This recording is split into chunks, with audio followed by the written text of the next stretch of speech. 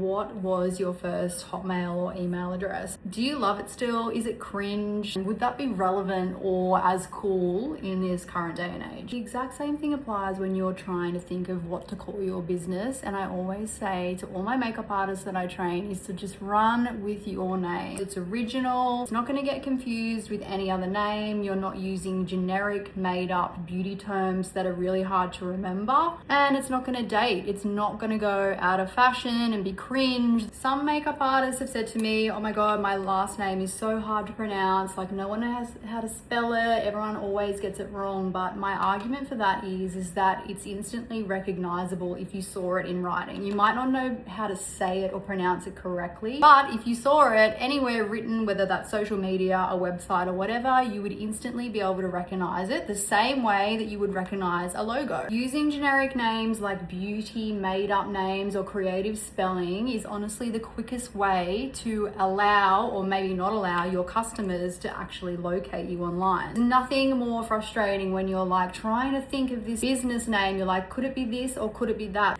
If you think about any of the makeup artists or like celebrity makeup artists that you follow and think about what they call themselves, it's always their name. Like I literally can't even think of anyone that I follow that I look up to that is calling themselves some made up generic name. And if they were in the past, in their early career stages, they've usually switched back to their original name.